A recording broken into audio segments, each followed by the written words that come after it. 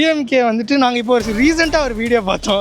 Our doctor our, but வந்துட்டு ஒருத்தருக்கு stretch வைக்கணும் அப்படின்னு சொல்லிட்டு காதில் வைக்காம கூட மாட்டாம பார்த்துட்டு இருந்தாரு. எல்லாருக்கும் நல்ல லீவ் மட்டும் கொடுத்தாரு எங்களுக்கு, பட் அதை தவிர அவரு தெரியல, எங்களுக்கு தெரியல. இவர் கமெண்ட் கொடுக்கறதுக்கு வேணால் பார்க்கலாம், எல்லாத்துக்கும் ஒரு கமெண்ட் கொடுத்துன்னு இருப்பார். இவரை பற்றி சொன்ன என்ன தேடி வந்து எதனா பண்ணுவாங்கன்னு பயமாக இருக்குங்களே. சீமா நல்லா பேசுகிறாரு, ஆனால் ஒரு சில டைமில் வந்து கொஞ்சம் லூஸ் ஆகுது. இது வந்து பாட்டாளி மக்கள் கட்சி, பாட்டாளி மக்கள் கட்சி எல்லாத்தையும் நல்லா பேசுகிறாங்க. ஆனால் அது வந்து ஒரு ஜாதி கட்சி மாதிரி ஆகிடுது. அதனால் அந்த அப்படியே இருக்குது. அது இவர் வந்து நான் தான் எம்ஜிஆர், நான் தான் ஜெயலலிதா அப்படின்னு இவர் சொல்லி அவர் மாதிரி நினச்சிக்கிட்டு இவர் எல்லா வேலையும் பண்ணிகிட்ருக்காரு. டிவிகேவும் அண்ணாமலையும் கண்டிப்பாக ஒர்க் அவுட் ஆகாது. சீமான் அவருக்கும் டிவிகேக்கும் ஒர்க் அவுட் ஆகாது. மேபி அவங்க வந்து ரெட்டலையோட இது பண்ணலாம், கூட்டணி வச்சுக்கிட்டா நல்லாயிருக்கும்னு நான் நினைக்கிறேன், நான் யோசித்து பார்த்தது வரைக்கும். டிஎம்சி நோ யூஸ், பிஎம்கே விமர்சிக்க மட்டும்தான் அவங்க சரி. பிஜேபி நோ யூஸ் மாதிரி வளர்ந்து தமிழ்நாட்டுக்கு. எம்எம்கே விமர்சிக்க மட்டும்தான் சரி, ஏதாவது பிரச்சனைனா முன்னுக்கு வரதுக்கு மட்டும் சரி. என்டிகே இவர் ஹிட்லரோடு இருந்தாங்கிறாரு, அதுங்கிறாரு இதுங்கிறாரு, நோ யூஸ். டிஎம்கே வந்துட்டு நாங்கள் இப்போ ஒரு ரீசெண்டாக ஒரு வீடியோ பார்த்தோம். அவர் டாக்டர் அவர், பட் வந்துட்டு ஒருத்தருக்கு ஸ்டெச் வைக்கணும் அப்படின்னு சொல்லிட்டு காதில் வைக்காம கூட மாட்டாம பார்த்துட்டு இருந்தாரு. எல்லாருக்கும் நல்ல லீவ் மட்டும் கொடுத்தாரு எங்களுக்கு, பட் அதை தவிர அவரு தெரியல, எங்களுக்கு தெரியல. இவங்களாம் எலெக்ஷன் டைமில் தான் பார்க்குற மாதிரி இருக்குது, மற்ற நேரத்தில் பார்க்குற மாதிரி தெரில. இவர் கமெண்ட் கொடுக்கறதுக்கு வேணால் பார்க்கலாம், எல்லாத்துக்கும் ஒரு கமெண்ட் கொடுத்துன்னு இருப்பார். இவரை பற்றி சொன்ன என்ன தேடி வந்து எதனா பண்ணுவாங்கன்னு பயமாக இருக்குங்களே. வைகோ இவர் நல்லா பேசுகிற ஆள், பார்லிமெண்ட்டில் நல்லா பேசுவார். ஆனால் அவர் எல்லாத்தையும் விட்டுட்டு இப்போ திமுகவுக்கு அடிமை ஆகிட்டார். சீமா நல்லா பேசுகிறாரு, ஆனால் ஒரு சில டைமில் வந்து கொஞ்சம் லூஸ் ஆகுது. கேட்க மாதிரியாது. இவருக்கு ஒன்றும் சொல்கிறதுக்கு ஒன்றும் இல்லை. எடப்பாடி பழனிசாமி 4 வருஷம் நல்லா தான் பண்ணார், ஆனால் ஒரு எதிர்கட்சியாக சரியாக செயல்படல. அண்ணாமலை ஆனால் அது ஒரு மதத்துக்குள்ளே நிற்கிறனால வேண்டாம், ஓகே தான் அரசியலுக்கு. ஆனால் இவரும் ஒரு ஜாதிக்குள்ளே இருந்தால இவரும் வேண்டாம். வந்து ஒரு திரைப்படத்தில் வந்து பெரிய ஆள், நல்ல ஹீரோ, நல்ல படத்தை வரைக்கும் ரசிக்கலாம். ஆனால் கட்சியில் வந்து இவர் சொல்கிற மாதிரி எதுவுமே இல்லை. அண்ணாமலை சார் நல்லா பேசுவார், ஆனால் வருவாரா பிஜேபி வந்து தமிழ்நாட்டுக்கு வருமா அப்படின்னா எங்களுக்கு தெரியல. டிஎம்டிகே நோ கமெண்ட்ஸ், எங்களுக்கு தெரியல. டிஎம்கே தெரியும் என்னென்ன இஷ்யூஸ்லாம் போகுது, என்னென்னலாம் இப்போது கரண்ட் இஷ்யூஸில் என்னெல்லாம் ஃபேஸ் பண்ணுறாங்க, கேர்ள்ஸ் அதுவும் மெயினாக என்னெல்லாம் ஃபேஸ் பண்ணுறாங்கன்னு தெரியும். ஸோ அதனால் வந்து 2026 சேஞ்ச் பண்ணால் நல்லாயிருக்கும்.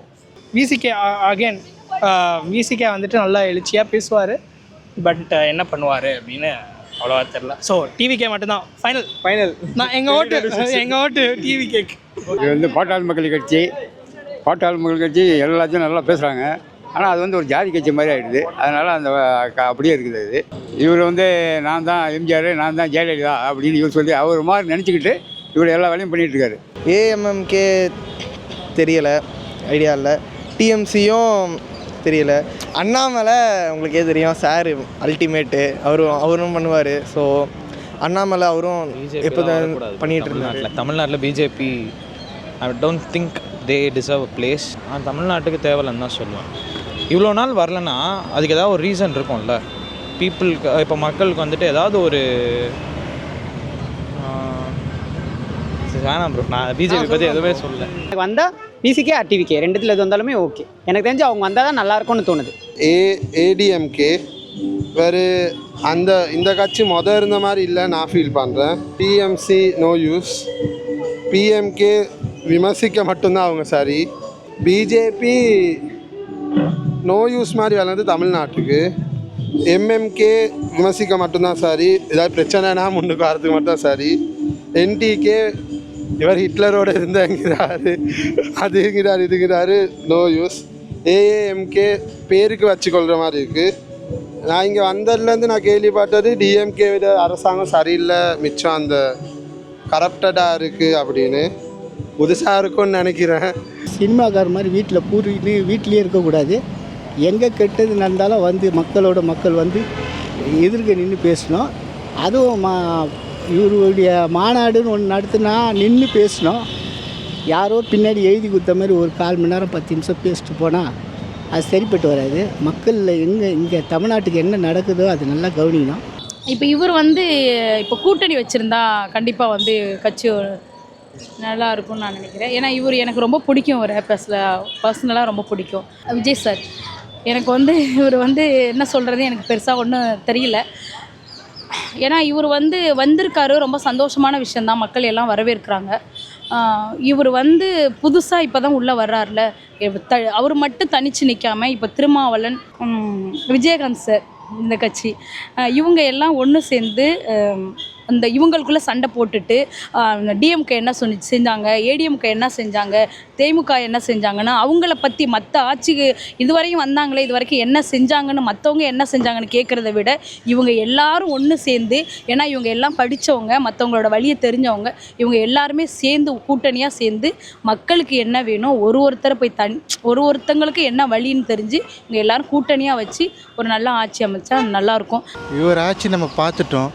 ஸோ கொரோனா டைமில் நம்ம எப்படி இருந்தோம்னு பார்த்துட்டோம். அதனால் இவருக்கு வேண்டாம், இவங்கெல்லாம் வேண்டவே வேண்டாம். இவர் வேணால் வரலாம். எதனால் இவர் வரலாம்? ஒரு ஃபீல்டுக்கு வரும்போதே நல்லா பணக்காரனாக சம்பாரிச்சுட்டு அந்த கேரியரை விட்டு வராருங்க. அப்போ ஏதாவது செய்யணுன்னு தானே வருவார். சொல்லுங்கள், செய்யலைன்னா கூட நம்ம கேள்வி கேட்கலாம். எவ்வளோ ஆன்லைனில் இப்போலாம் வந்துச்சு, எதுலையா கேள்வி கேட்கலாம் நம்ம. அதனால் புதுசாக வர வச்சு தான் பார்க்கணும் நம்ம. வேம்பலேத்தா மேடம் இவங்களும் ஓகே, ஆனால் அவங்களுக்கு ஒன்றும் எதுவும் இல்லை. கேப்டன் போயிருக்க அப்புறம் ஒன்றும் வேண்டாம். இவரெல்லாம் போயிட்டாங்க, இவங்கெல்லாம் ஒன்றும் இல்லை, சொல்கிறதுக்கு ஒன்றும் இல்லை. இவர் குக்கர், இவர் பேச்செல்லாம் ஓகே, நல்லா தான் இருக்குது, ஆனால் செயல்பாடு தெரியல. இந்த ஆட்சி நல்லா இருக்குது. இதே ஆட்சி கூட்டணியில் இருந்தால் நல்லாயிருக்கும். ஒன்றிய அரசை கரெக்டாக எதிர்க்கிறாங்க, கரெக்டாக கேள்வி கேட்குறாங்க. நம்ம மாநில உரிமைகளை விட்டு கொடுக்காத போராடுறது ஆட்சி இந்த ஆட்சி தான். இது வேண்டும். இவரை பற்றி சொல்கிறதுக்கு ஒன்றும் இல்லை. இவரை பற்றி சொல்லணுன்னா இவர் ஜாதிக்காக தான் முதல்ல முக்கியத்துவம் கொடுக்கணும். இவர் திமுகவில் இருந்தால் தான் ரொம்ப நல்லது. ஃபஸ்ட்டு 2026 எங்களுக்கு டிவிக்கே தான். எதனால் டிவிக்கு? ஏன்னா எங்களுக்கு ஓகே இவ்வளோ பேர் நம்ம சான்ஸ் கொடுத்துட்டோம். ஸோ இவருக்கும் ஒரு சான்ஸ் கொடுத்து பார்க்கலாம் எப்படி இருக்குன்னு சொல்லிட்டு. இவர் சீமானுக்கும் லைக் சீமான் ஃபஸ்ட்டு நாங்கள் நினச்சோம் சீமானும் டிவிகே தலைவரும் கூட்டணி வைப்பாங்க அப்படின்னு நினச்சோம். பட் அது நடக்காது போல் இருக்குது. அண்ட் காங்கிரஸ் நாங்கள் எதுவும் தப்பு சொல்ல, பட் இவருக்கு ஒரு ஆப்பர்ச்சுனிட்டி கொடுக்கலாம் அப்படின்னு கொடுத்தாச்சு, அதிகமாக கொடுத்தாச்சு. ஸோ இப்போ டிவிக்கே கொடுக்கலாம் அப்படின்னு பவர் ஷேரிங் பண்ணோம், அவ்வளோதான், வேறு எதுவும் இல்லை. ஏஎம்எம்கே தெரியல எதுக்கு வந்தாங்கன்னு தெரியல, எதுக்கு இருக்காங்கன்னு தெரியல. ஸோ ஏஎம்எம்கே இவர் நல்லா பேசுவார். நம்ம பிரபாகரன் சார் இந்த டைம்லலாம் போய் இதெல்லாம் பண்ணார். பட் இவர் எவ்வளோ லைக் நான் பாலிசிஸ் க்ரியேட் பண்ணுவார் ஒரு கவர்மெண்ட் ஃபார்ம் பண்ணுறதுக்கு அப்படின்னு we don't know how he is going to do it. And TMC அவ்வளோவா தெரில. இது ஏற்கனவே ஒரு 3 பேர் பிரிஞ்சு போயிட்டாங்க. டிடி தினகரன், சசிகலா, ஓபிஎஸ் 3 பேருமே பிரிஞ்சு போயிட்டாங்க. இவரால் இப்போ ஒன்றும் பண்ண முடியல. ஆனால் பார்த்தா நான் தான் எல்லாம் பண்ணுவேன், அவங்க இல்லாமலே நான் எல்லாம் பண்ணிவிடுவேன் போவார். ஏற்கனவே எலெக்ஷனில் போயிட்டார். இந்த 3 பேரும் சேர்க்க மாட்டேங்கிறாரு. எல்லோரும் இப்போ என்ன சொல்கிறாங்க, இவங்க 3 பேரும் சேர்த்தா தான் கட்சி பலப்படும், அடுத்தது ஆட்சி 27 பிடிக்கலாம் அப்படின்னு சொல்கிறாங்க. ஆனால் இவர் வீம்புக்காக பண்ணிகிட்ருக்காரு. இது வேலைக்கு ஆகாது. எப்படி இவரை தூக்கிட்டு இவங்க 3 பேரும் சேர்த்துட்டு எல்லாம் ஒன்றா தான் ஆக போகிறாங்க. இது டிவிக்கே இப்போ புதுசாக இறங்கியிருக்காங்க. இது என்ன ஆகுன்னு தெரில. ஏன்னா ரொம்ப மாசாக காமிச்சார். அப்புறம் மறுபடியும் அந்த பெரியார் கிரியான்னு சொல்லிட்டு திரும்ப ஆரம்பிக்கிறாரு. அதனால் அது ஒன்றும் பண்ண, அது அப்படியே இருக்குது. அது கொஞ்சம் லேட்டாக தான் ஆகும். இது காங்கிரஸ் வேலைக்கு ஆகாது. ஏற்கனவே ஏகப்பட்ட கெட்டுப்பேராச்சு. அதனால் இதுவும் ஒன்றும் வேலைக்கு ஆகாது. தேமுதிக அது இவங்க எதுவும் ஒரு நிலைப்பாடு இன்னும் எடுக்க முடியல. கேட்டால் நான் எலெக்ஷன் வந்தோன்னா அப்போ தான் எலெக்ஷன் வர டேட்டில் தான் நாங்கள் சொல்லுவோம் யாரோட கூட்டணி வைப்போம் கொள்வோம் அப்படின்னு. அது இவங்க இன்னும் ஒரு கரெக்டாக ஒரு முடிவு பண்ண முடியல அவங்களால. இது இப்போ ஏற்கனவே ஏகப்பட்ட கெட்டப்பேர், ஏகப்பட்ட ஊழல்கள் என்ன அடி என்ன 30,000 கோடி 40,000 கோடி ஊழலில் மாட்டிகிட்டு இருக்காங்க. இது எப்போ என்ன ஆகுன்னு தெரில. அவங்களே புலம்பிட்டு கிடக்குறாங்க. அதனால் இது ஒன்றும் சிக்கல் தான். இது 27 ஆட்சிப்படி கஷ்டம்தான் இது தலைவர். அதனால் காமிச்சே சொல்லுங்கள். சீமான் எதனால்? சீமான் ஐடியாலஜிலாம் கரெக்டாக தான் இருக்குது. பட் எனக்கு பெருசாக தெரியாது. I am not huge fan of NTK. But is ideologies are great. Speeches நல்லா இருக்குது. ஆனால் என்ன சில இடத்துல மிஸ் ஆகிறாரு. மிஸ் ஆகிறாரு இந்த சென்ஸ் வாயை விட்டுறாருல்ல சில விஷயத்தில் பொய்யோ இல்லை உண்மையோ, பட் தெரில அது எப்படின்னு. அப்புறம் வேறு பிஎம்கே இவரை பற்றி தெரியாது எங்களுக்கு, இவர் எதுவும் பார்த்ததில்ல. எம்எம்கேவும் பார்த்ததில்ல. காங்கிரஸ் பற்றி சொல்லணுன்னா என்னை பொறுத்த வரைக்கும் இது வரைக்குமே எதுவுமே நடக்கலை நம்ம எதிர்பார்த்தது. இப்போ இவங்க வந்தோம் எதுவும் நடக்காதுன்னு நான் நினைக்கிறேன் என்னை பொறுத்த வரைக்கும். டிஎம்கே இப்போது கரண்ட்டாக இருக்குது. எல்லாருமே தப்பாக தான் சொல்கிறாங்க, பட் ஆனால் என்ன கேட்டிங்கன்னா முன்னாடியோட இப்போதைக்கு நல்லா தான் இருக்குது. சென்னை ஒன்றும் மோசம்லாம் கிடையாது, நல்லா தான் இருக்குது. நல்ல டெவலப்மெண்ட் தான் கொண்டு வந்துட்டுருக்காங்க.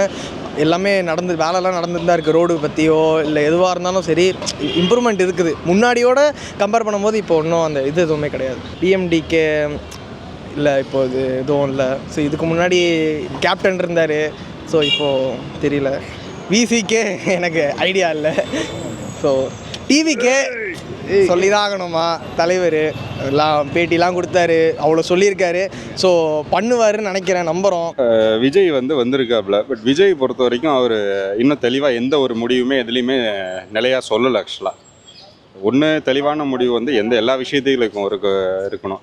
ஒரு பட்ஜெட் விஷயமே எடுத்தால் கூட இன்றைக்கி பட்ஜெட்டில் அவரோட நிலைப்பாடு என்னன்னு இன்றைக்கி சொல்லவே இல்லை இன்ன வரைக்கும். அப்போ அதில் என்ன மாதிரி அந்த பட்ஜெட் இன்றைக்கி இந்த வருஷத்துக்கான பட்ஜெட் போட்டுருக்காங்க தமிழ்நாடு கவர்மெண்ட்டு, அது மக்களை சார்ந்து இருக்கா இல்லையா?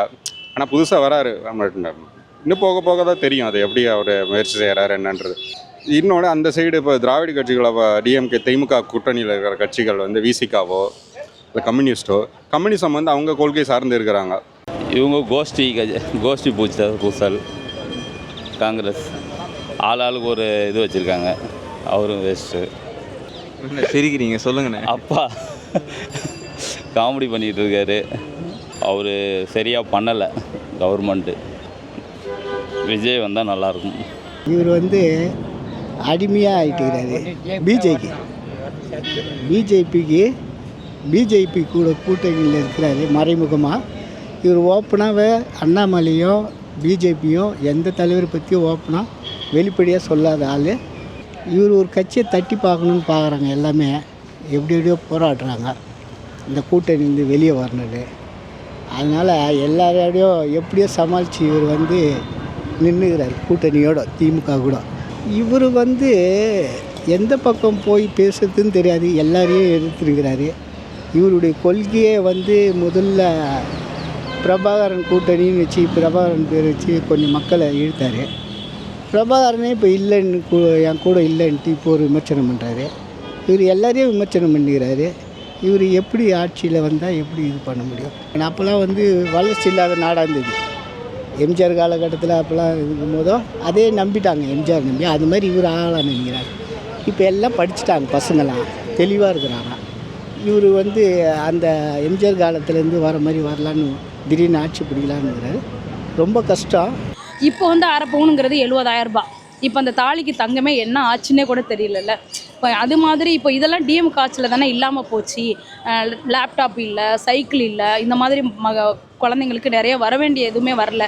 இப்போ ஆட்சி அவங்க என்ன நினைக்கிறாங்க, அதிகாரிகள் என்ன உன்னால் என்ன பண்ண முடியும், எதை வேணாலும் பண்ணிக்கோ அப்படிங்கிற ஆட்சி தான் இப்போ நடந்துட்டுருக்கு. அதனால் டிஎம்கே ஆட்சி ஒழிஞ்சிட்டு இந்த வந்தால் நல்லாயிருக்கும் நான்.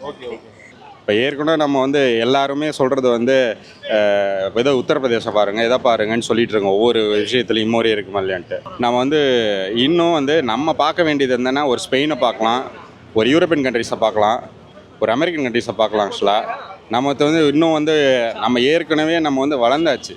சும்மா தூக்கி பீகாரை பாரு யூபியை பாருன்னு சொல்லிட்டு இருக்கிறதுல அர்த்தம் கிடையாது. நம்ம என்றைக்குமே அதை பார்த்து நோக்கி ஓடுறதே கிடையாது. ஃபஸ்ட்டு நம்ம நோக்கி இப்போ ஏற்கனவே கொள்கை பேசினவங்களாம் யார் வைகோ பேசினா, கலைஞர் பேசினது, அமெரிக்கா பாரு ரஷ்யா பாருன்னு தான் பார்த்து அண்ணா எல்லாருமே பேசினவங்க எல்லாமே அதை நோக்கி தான் பார்த்தாங்க. ஆனால் இன்றைக்கி இருக்கிற தலைவர்கள் பேசுகிறது இல்லைனா யூபியை பாரு பீகாரை பாரு, அது எனக்கு தேவையில்லை. நான் போகிறது ஒரு ஃபிஜி பார்க்கலாம், ஒரு ஆஸ்திரேலியா பார்க்கலாம், ஒரு யூரோப் கண்ட்ரிஸ் பார்க்கலாம். அவங்க லெவலில் என்ன லெவலில் வளர்ந்துருக்காங்க அதை நோக்கி தான் நான் தமிழ்நாடை பார்க்க முடியும்.